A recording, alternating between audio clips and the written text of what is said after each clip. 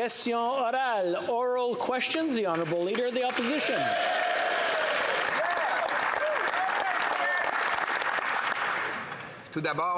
First of all, I'd like to express our full solidarity on behalf of the official opposition toward all the families in the Atlantic and Eastern Quebec whose lives have been upset by Fiona. To anyone who has lost a loved one, and our support to anyone who's lost a home or a business.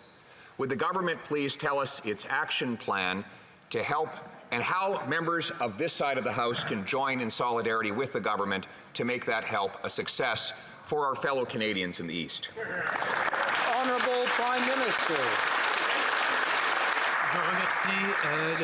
I'd like to thank the opposition leader for those comments and all members who've expressed solidarity with our friends in Atlantic Canada. Our thoughts are with all those who have been hit by this storm, especially those who've lost a loved one. The Canadian Armed Forces have been deployed in Nova Scotia, PEI, Newfoundland and Labrador. We've also set up a matching fund to double donations to the Red Cross for the next 30 days. So I would encourage all Canadians to dig deep. We have always been there, and we will continue to be there for our fellow Canadians. The Honourable Leader of the Opposition. Potato farmers were already suffering because of the self-imposed export ban. Now they may have lost another year's crop. Dairy farmers out east are without electricity, meaning they might lose livestock as well. Fishers are losing boats, wharfs, and other critical infrastructure. And traditional bureaucratic government programs are very slow to respond.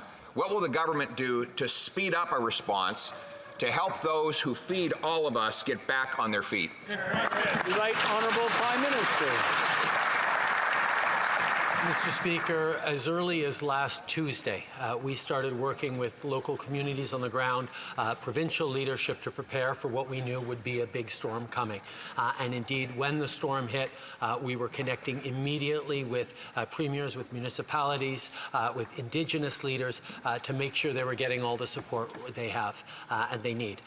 We will continue to be there as a federal government with immediate supports, with the military where it's needed, with investments in the short term, but we will also be there over the medium and indeed long term as people rebuild, as we support the people who work so hard to keep us fed and supported. The Honourable Leader of the Opposition. Nova Scotia Power reported that the ArriveCan app blocked American crews that were trying to rush into the province to help with the recovery response and wasted valuable time. Originally, the public safety minister denied that that had happened, but only to be contradicted by the emergency preparedness minister, who said, in fact, there was an issue at the border.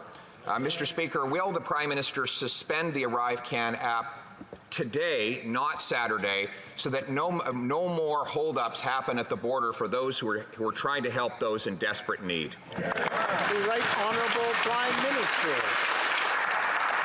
Obviously, Mr. Speaker, everyone's focus was on getting support to affected areas as quickly as possible. I myself saw off an Ottawa Hydro crew heading out to Nova Scotia to help out.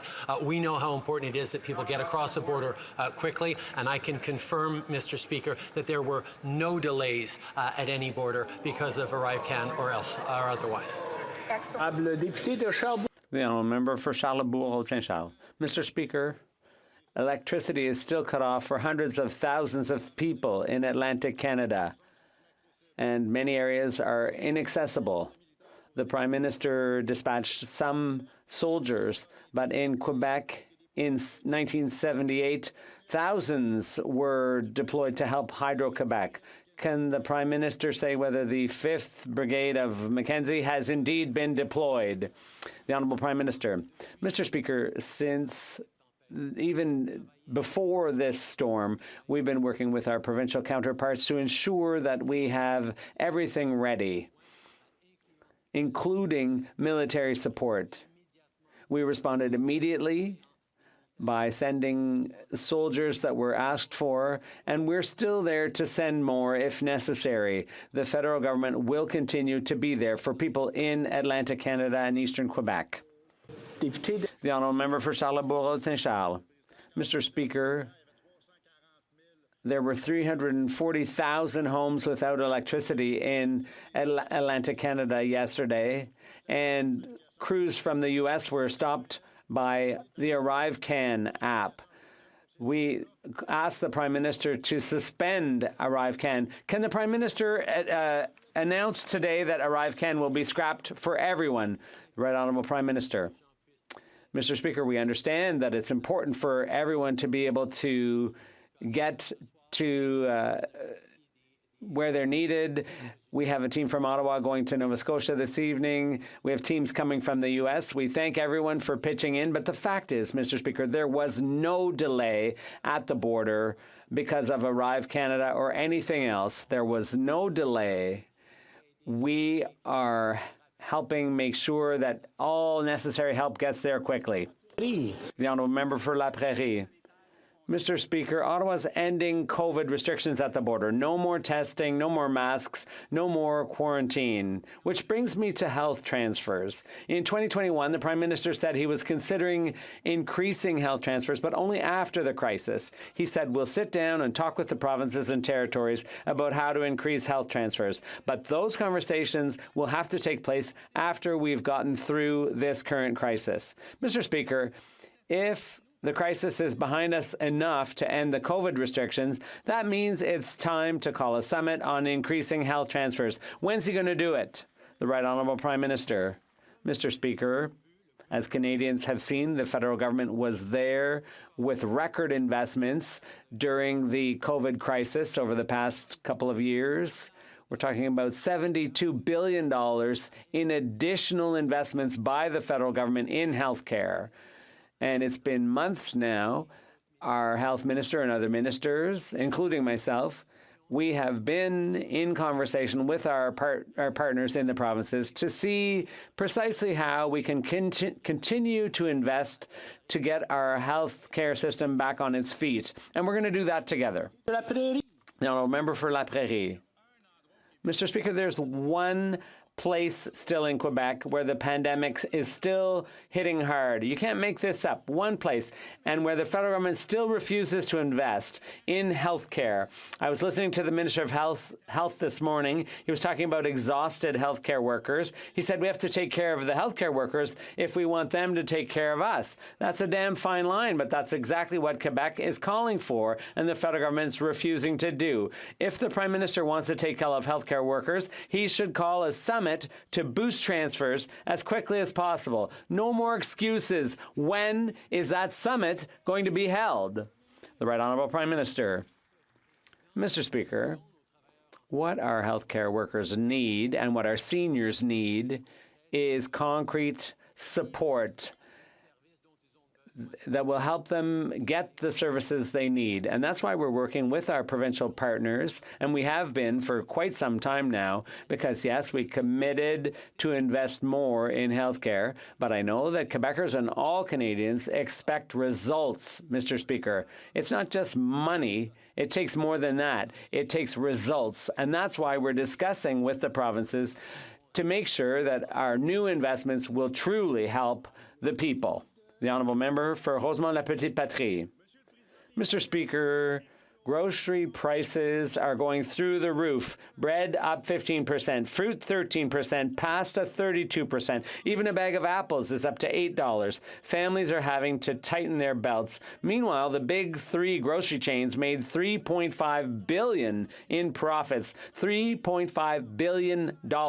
Clearly, the price of groceries is going up because rich CEOs want bigger profits. What's this government doing about it? Nothing. And the Conservatives, they say, let it happen. Instead of protecting the pocketbooks of families, why are the Liberals protecting the profits of rich CEOs? The Right Honourable Prime Minister.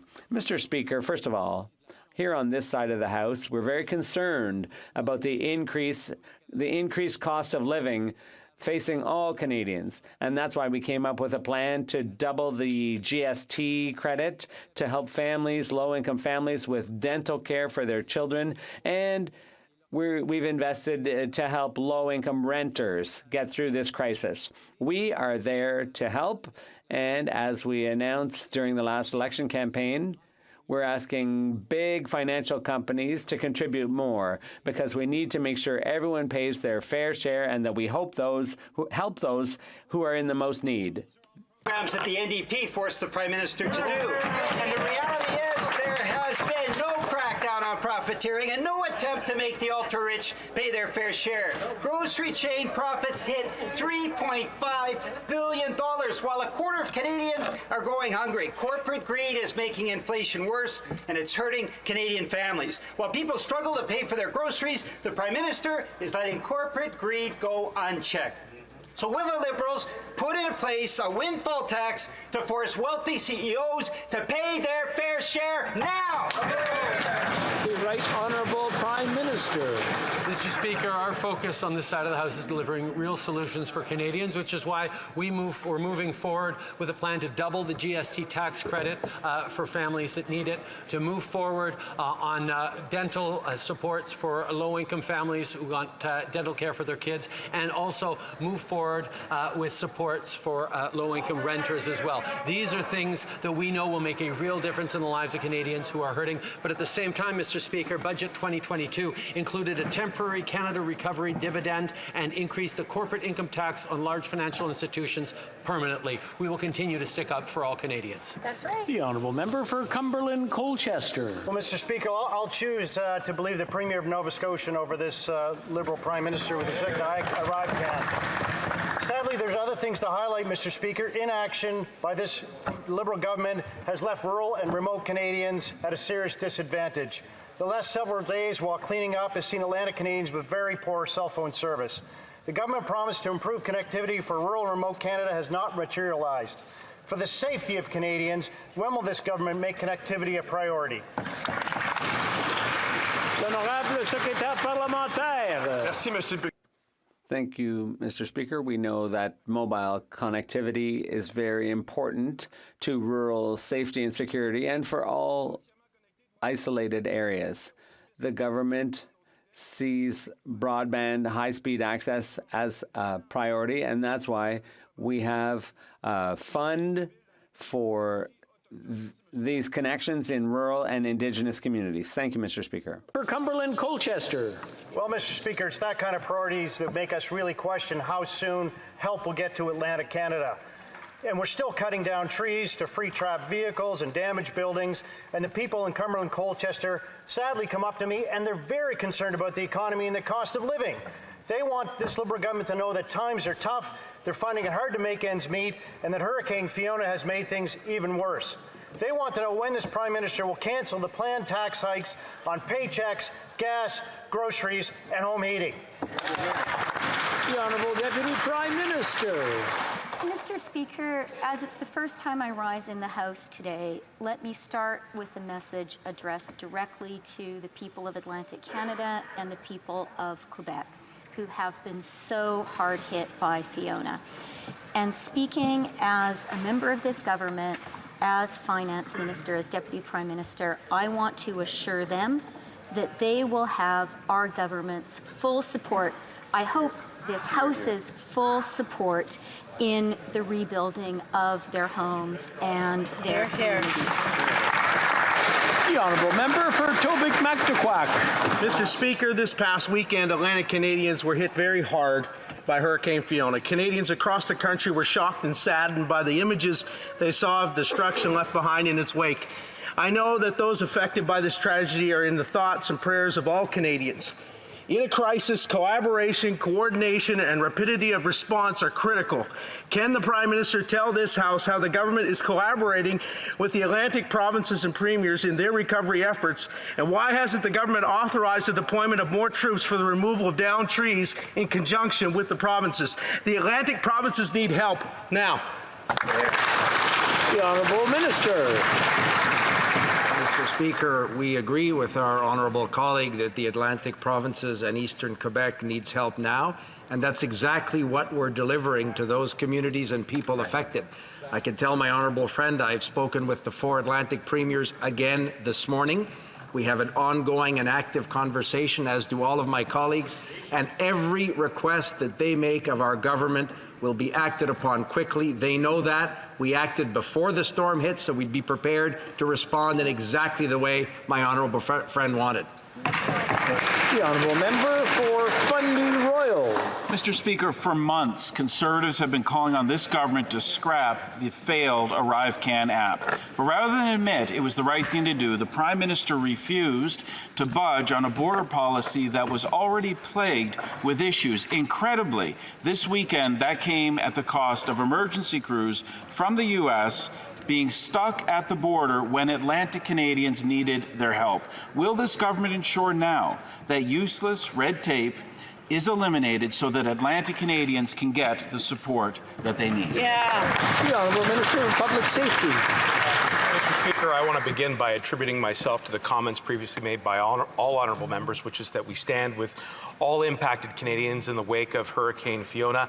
As this House has heard, the government is deploying the Canadian Armed Forces. We are matching contributions to Red Cross, and we are also dispatching federal funds to do whatever we can to support those impacted Canadians. When it comes to ArriveCan, I want to inform my honourable colleague that I reached out to Premier Houston, as did my colleague, the Minister for Intergovernmental Affairs. We assured him and the member of his government that we will do whatever we can to facilitate travel of first responders to help Nova Scotians, and we will do whatever it takes to support Canadians at this time. Thank you. The honourable member for Mégantic-L'Érable. Scotia Power, le Premier ministre Houston ont confirmé. Nova Scotia Power and the Premier confirmed that ArriveCan did hold those crews up. People expect the government to be there for them, but unfortunately, this government's still dithering when it's time for action. Fisheries and Oceans, Mr. Speaker, if you can imagine, in the middle of the hurricane, asked people not to go onto the beaches to collect lobsters while families were watching their homes swept away. This is unacceptable. Will the Prime Minister get his troops in line and properly respond to the calls from help from the victims of this storm? The Right Honourable Prime Minister. Mr. Speaker, in times of distress or difficulty, it's important to stick to the facts, and that's why I'm pleased to be able to confirm that despite the rumors circulating, there were no delays at the border due to ArriveCan. The honourable member for Mégantic-L'Érable.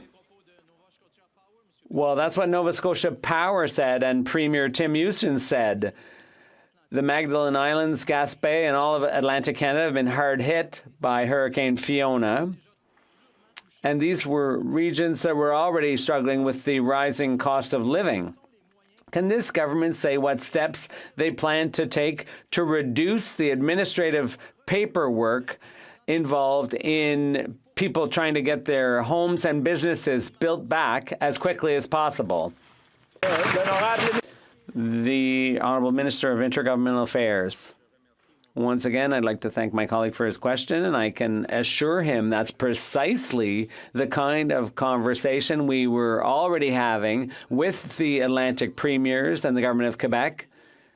We used an example that the Prime Minister set up with Premier Horgan in BC, specifically to expedite applications for assistance from the federal government to make sure that reconstruction is done in cooperation with the provinces and as quickly as possible. And those conversations will be ongoing. We have an exceptional system. The honourable member for Avignon, Lamitis, Matane, Matapédia.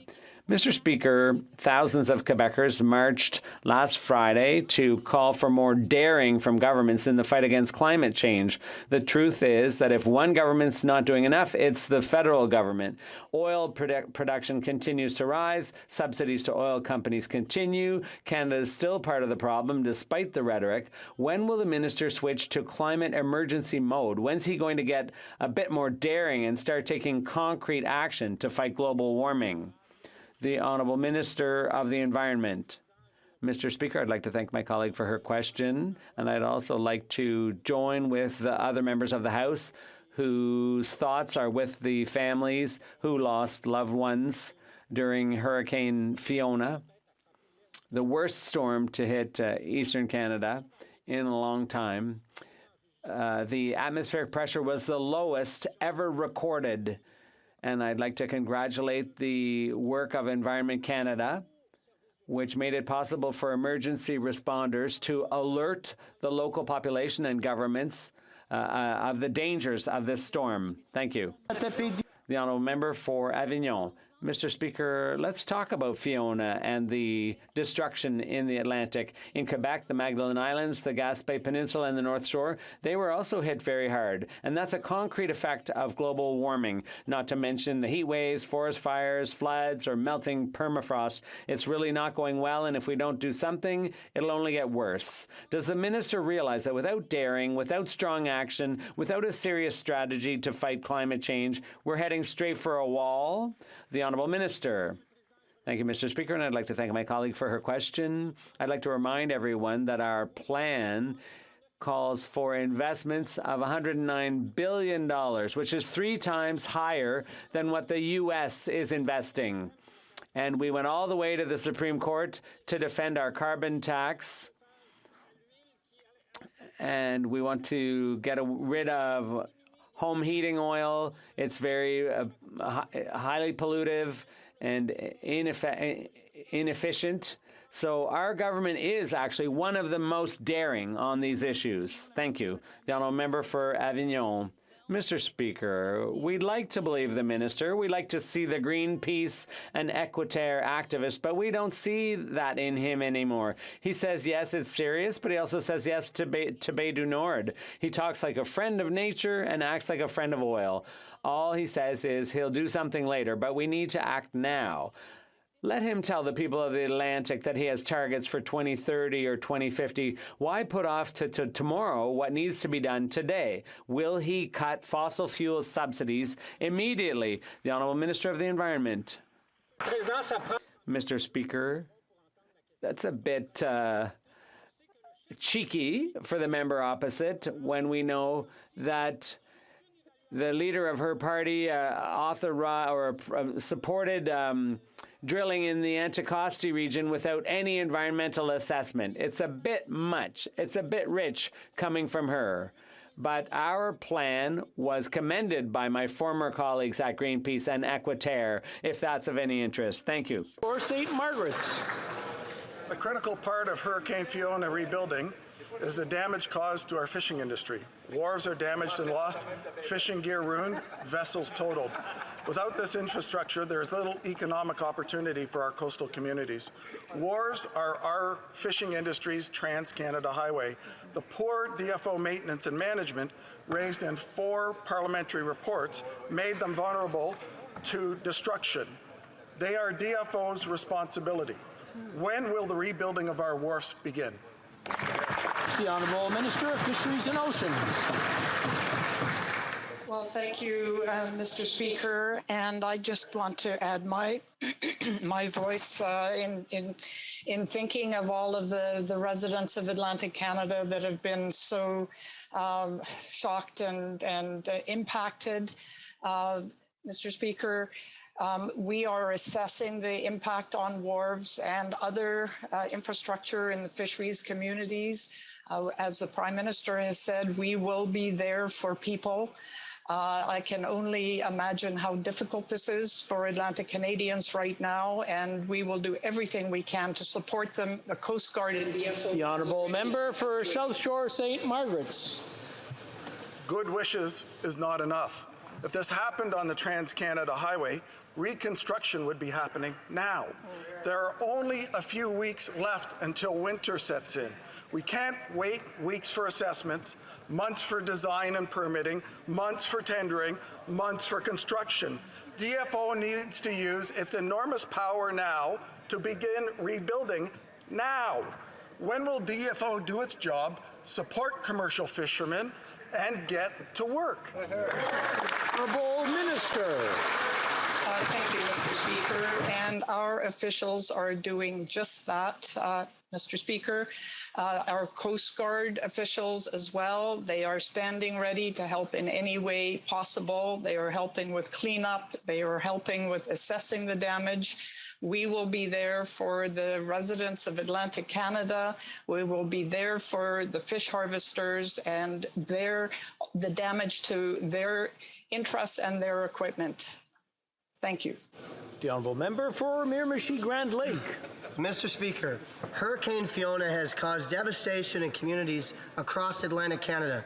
This lobster season has already been a tough one, with bait and fuel prices high and the price of lobster low. Fishermen have lost 3 days in this short but critical season. The search for gear and resetting of traps will ruin more than a week. Fishing wharfs have been heavily damaged, including at Skumanak. Will the minister show support for our fishermen and extend the lobster season? Hear, hear. The Honourable Minister of Fisheries and Oceans. Well, thank you. And Mr. Speaker, we are very aware of the extensive impacts on residents and fish harvesters in Atlantic Canada. We are certainly considering requests to extend seasons as we do the other immediate work to help individuals and communities with the impacts of this incredible disaster. The honourable member for Edmonton Strathcona. 23 million Afghans are dealing with drought, food shortages, and the breakdown of health services. Canadian humanitarian organizations face criminal prosecution if they even try to help because of this government's restrictive interpretation of the criminal code. We have been asking the government to fix this for over a year, and the minister has done nothing. This inaction is shocking. Canadians want to help Afghans in need. Will the government promise to offer a workable solution for Canadian organizations before winter sets in and Afghans begin to starve? The Honourable Minister of International Development. Mr. Speaker, Canada remains deeply concerned about the critical worsening humanitarian situation that's unfolding in Afghanistan. And this is why I announced that Canada is providing additional $50 million for a total of $156 million in 2022 to help support the people of Afghanistan, and particularly women and girls. The funding will allow Canada's humanitarian partners to provide life-saving assistance to ensure that humanitarian goods are dispatched and that workers continue to be able to support the Afghan people. Thank you. The honourable member for Nanaimo Ladysmith. depend on vital species like wild salmon. The science is clear. Open net salmon farms pollute marine environments. Despite promise... One moment. I'm going to ask the honourable member to start over. There was some technical difficulties, and I couldn't hear it, and I saw a few other people, and so I'll let her start right from the top then, please. Thank you. Thank you, Mr. Speaker. Take two. Coastal communities and marine environments depend on vital species like wild salmon. The science is clear. Open net salmon farms pollute marine ecosystems. Despite promising to transition away, the Liberals just approved 3 fish farm expansions in Clayoquot Sound, BC. So to the minister, will the government get toxic fish farms out of the water for good while protecting First Nations, workers, and communities, or not? The Honourable Minister of Fisheries and Oceans. Well, thank you, Mr. Speaker, and I want to confirm that we are committed to protecting our iconic wild salmon on the Pacific coast. It's why we are investing so much in the Pacific salmon strategy. I am also deeply engaged in a transition away from open net pen aquaculture, and I would like to confirm that the member is not correct in saying that there's been an increase in the Clayoquot Sound area. It has been a shifting from one to another area, but not an increase. Thank you. The Honourable Member for Brampton South. Mr. Speaker, our hearts were with Atlantic Canadians this weekend as their region was hit by Hurricane Fiona. With hundreds of thousands of people affected, it will be taking weeks, maybe months, before things can get back to normal for the worst hit communities. Can the Minister of Intergovernmental Affairs tell us how the government is stepping in to help people and businesses recover from this devastating hurricane? The Honourable Minister for Intergovernmental Affairs. Mr. Speaker, I thank my colleague for the question, and as colleagues know, the scale of the storm witnessed in Atlantic Canada this past weekend was unprecedented. As we have said, Mr. Speaker, our government stands ready to support provinces and all Canadians during this difficult time. My colleagues and I are, of course, working closely with local and provincial governments, Indigenous governments as well, to respond to the needs of impacted people and their communities very quickly. We obviously invite all those affected to continue to follow the advice of local authorities, and our government will continue to update Canadians on our efforts. The honourable member for Sturgeon River Parkland. Mr. Speaker, Atlantic Canadians have been devastated by the effects of Hurricane Fiona this past weekend.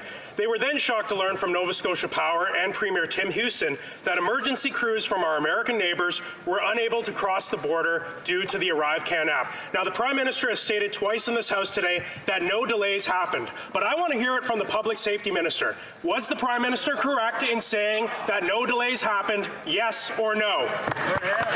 The Honourable Minister of Public Safety. Mr. Speaker, I can assure my colleague that the Prime Minister was absolutely correct when he said that there was no delays caused by ArriveCAN. In fact, over the last number of days, we've been reaching out to CBSA and Nova Scotia representatives from the government to ensure that that is indeed the case. Most importantly, this is a time for all members of the House to be united, as the Leader of the Opposition himself said, the Leader of the Conservative Party said, so that we can work together to do what is necessary on the ground to support everybody who has been impacted. Thank you.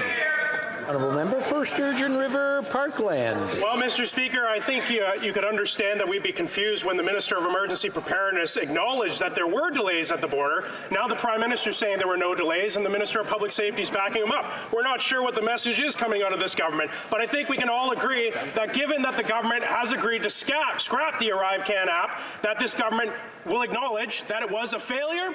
Thank you. The Honourable Government House Leader. Mr. Speaker, I would say that a tremendous tragedy has befallen the people in Atlantic Canada. That's right. Today is a time where we stand with all of them. At the beginning of this House, that was a sentiment I had heard. We've attempted to answer these questions. We have answered that ArriveCAN was not responsible for any delays. Right now, I think we all have to be pulling in the same direction, asking questions about what real solutions we can offer to Atlantic Canadians. I look forward to those questions, Mr. Speaker.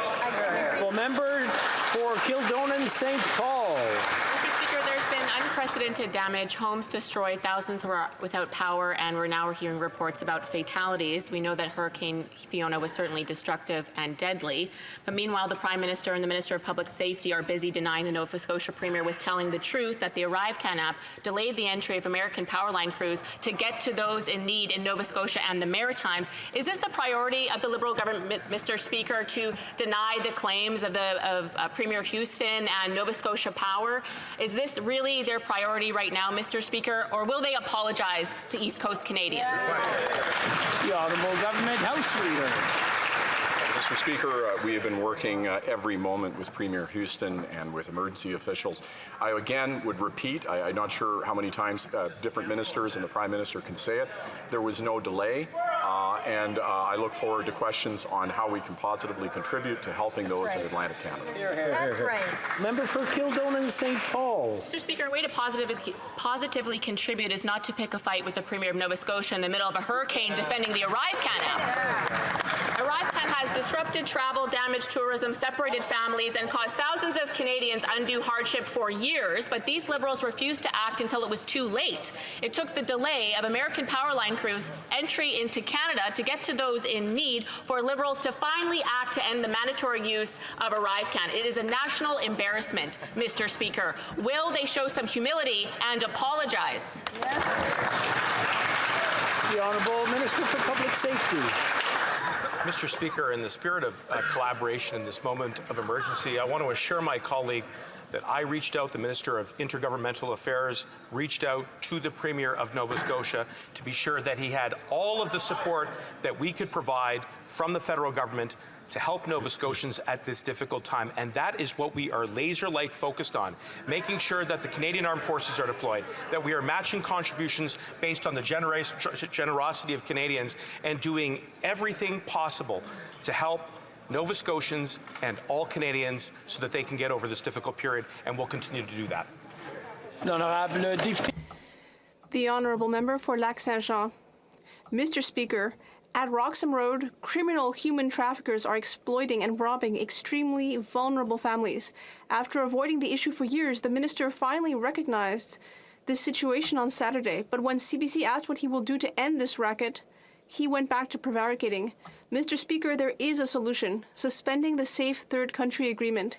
The Minister of Public Safety can do this without asking the Americans. He knows this is provided under the agreement. Why is he still refusing to act to end human trafficking at Roxham Road? Honorable ministre.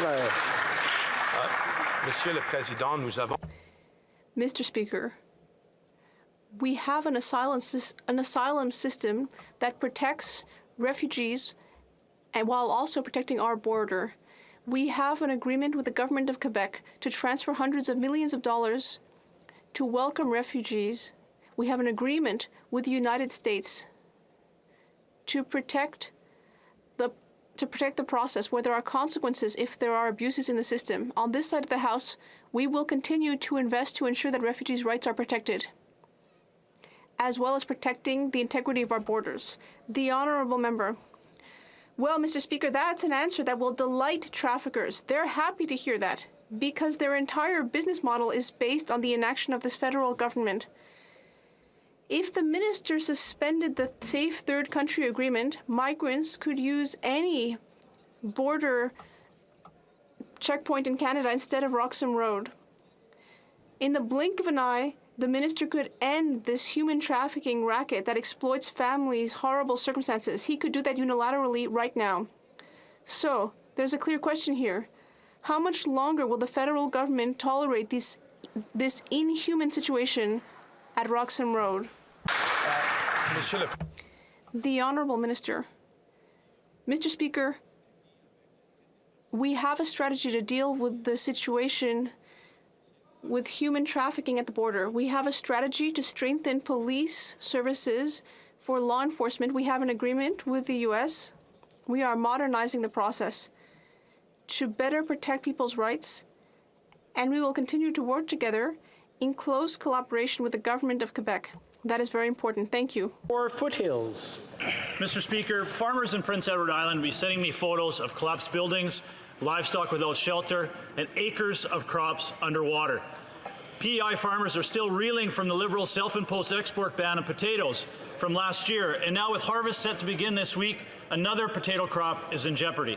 Their financial and mental health is deteriorating, and many of them said if they do not receive support, they are done. What concrete steps is the Agriculture Minister taking to help Atlantic Canadian and Quebec farmers who have been impacted by the hurricane? Honourable Parliamentary Secretary to the Minister of Agriculture. Mr. Speaker, I want to thank my honourable colleague for his question, and since it's the first time I'm rising in this House, my heart is with all the families, and especially farming families.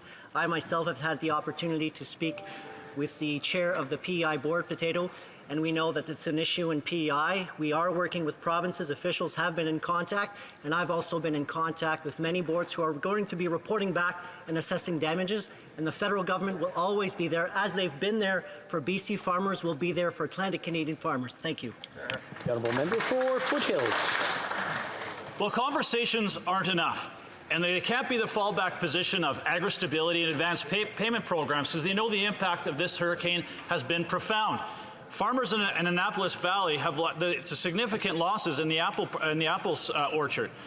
They cannot meet the threshold of many of these programs. And even if they did meet the threshold, they do not get payments for months and years down the road. That is much too late. Farmers in Atlantic Canada and Quebec need support now. Again, what concrete and specific steps is the Agriculture Minister taking to ensure that those farm families get their crop off and survive this disaster? Honourable Parliamentary Secretary. Mr. Speaker, I want to thank again my honourable colleague for the question.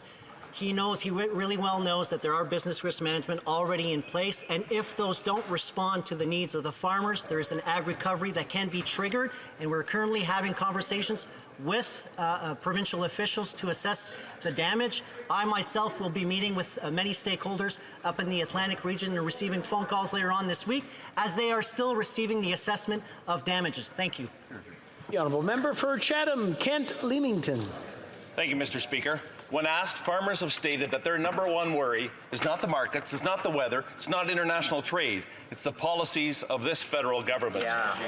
The delivery of seeds and plants to the farm incurs the carbon tax. The manufacture and delivery of fertilizer to the farms incurs the carbon tax. The delivery of farm products to market incurs the carbon tax.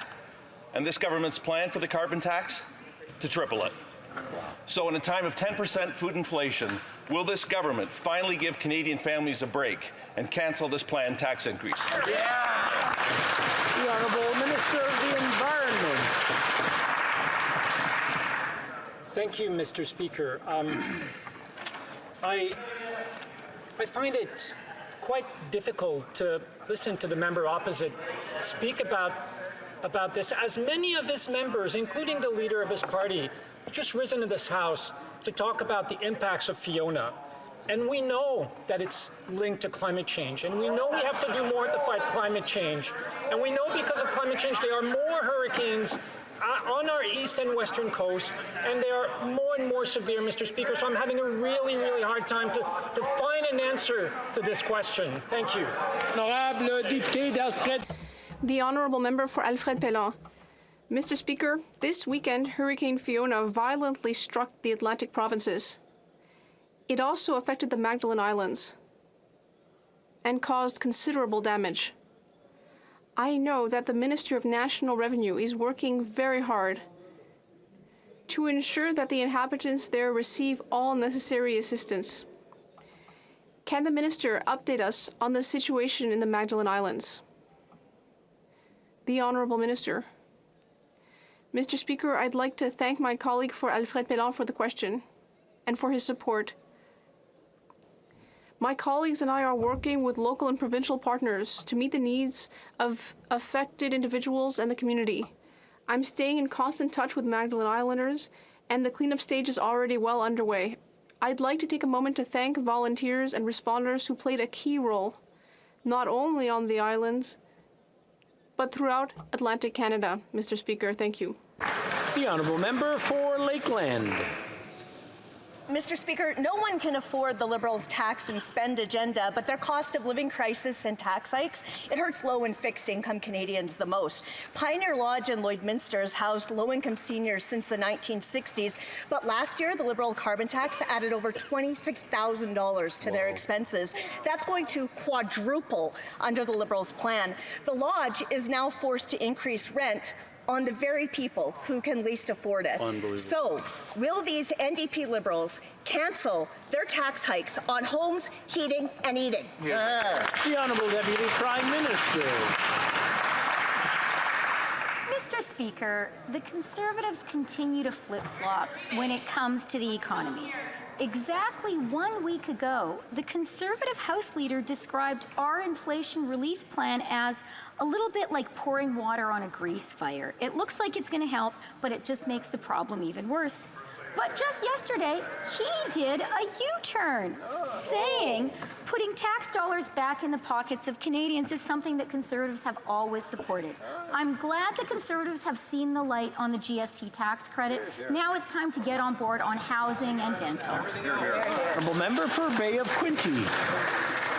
Mr. Speaker, Canada is #1.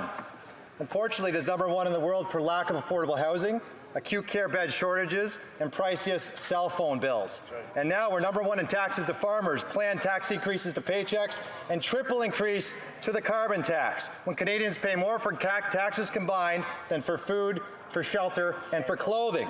Mr. Speaker, when the Prime Minister said that Canada's back, Canada didn't know it meant to the back of the line.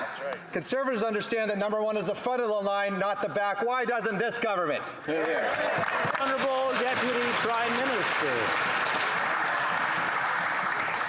Mr. Speaker, if the Conservative House Leader is to be believed, the Conservatives have now seen the light when it comes to supporting Canadians with the GST tax credit. Better late than never. The Conservatives claim to care about housing too. So may I suggest the next Conservative flip-flop? It's time for them to also support our $500 one-time payment to help vulnerable Canadians who are struggling to pay their rent. It's never too late to do the right thing, Mr. Speaker, even for Conservatives. The honourable member for Yorkton Melville. With Fiona top of mind, people in my communities and across Canada are crying out for compassion from this Liberal government. Increased payroll taxes are hitting at a time when a lot of our small businesses are struggling to recover and to maintain their employees. Those same workers are struggling to put food on their families' tables, put gas in their family vehicle, and to keep a roof over their families' heads. Will this government restore Canadians' hope? Cancel their planned tax increase on Canadians' paychecks. Honourable Deputy Prime Minister. Mr. Speaker, the EI contribution rate today is $158. Next year, it will go up to $163. Both of those rates are lower than the EI contribution rate was in every single year when Stephen Harper was Prime Minister. Yet the new Conservative leader, who was actually Employment Minister under Prime Minister Harper, now wants to slash our contributions. So who do the Conservatives think is the better economic manager, Prime Minister Harper or the new Conservative leader? The honourable member for Guelph. Canada's overdose crisis continues to have a tragic toll on our community in Guelph and in communities across the country. The COVID-19 pandemic has only worsened this crisis due to increased feelings of isolation, stress, anxiety, and the changes in the availability of support services. Recently, the Minister of Mental Health and Addictions visited my riding to announce over $2.9 million in funding for 5 innovative community-led projects across Guelph. Could the Minister please speak to the importance of utilizing local expertise and working across multiple community organizations to help those who use substances to get the support that they need? Honourable Minister. I thank the member for his question and tireless advocacy on this issue. Too many lives have been lost to the toxic drug and overdose crisis. Ensuring local organizations have the necessary resources and capacity to support their communities is essential to ending this tragedy. The 5 innovative community-led projects we announced together will allow for increased safer supply capacity as well as improved outreach for people dealing with problematic substance use. This funding will also help increase access to multiple supports for youth in the Guelph region and support training and certification for the truly effective peer support workers. A member for Churchill, Kiiwetinoong-Aski. Mr. Speaker, with Orange Shirt Day fast approaching, we're going to see once again a government that talks a good game about respecting the rights of Indigenous peoples, but doesn't follow through. Clean drinking water, deadline after deadline missed. Overcrowding and homes in disrepair on First Nations, barely a dent. And for all this government's public commitment that communities must lead their own searches for the unmarked burial sites of their children, communities are saying that this government is dragging its feet instead of supporting them. Can the government explain why, when it comes to really supporting Indigenous communities, their answer is no? The Honourable Minister.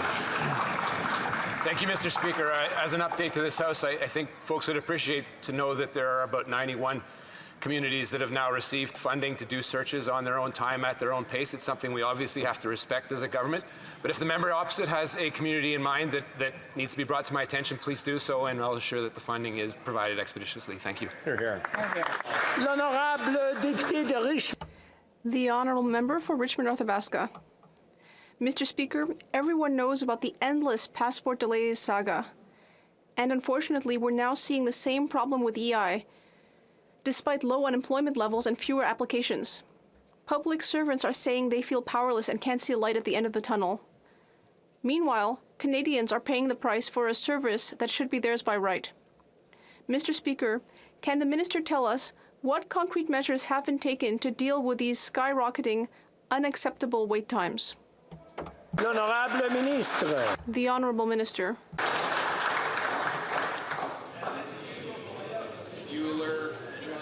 The Honourable Minister. Merci, Monsieur le Président, et j'aimerais remercier mon... Thank you, Mr. Speaker. I'd like to thank my colleague for that question. I can assure him that Service Canada agents are continuing to help Canadians with EI, with pensions, with passports. We will continue to ensure that Canadians receive these services. With regard to EI services, I can assure my colleague that everyone is aware of these changes and will deliver. That's all the time we have for oral questions. Time we have.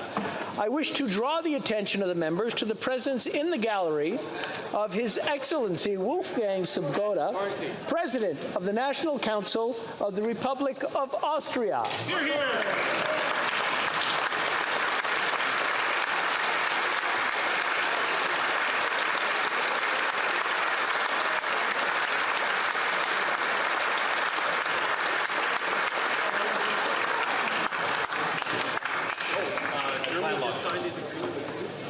The honourable member for Etobicoke Centre is rising on a point of order.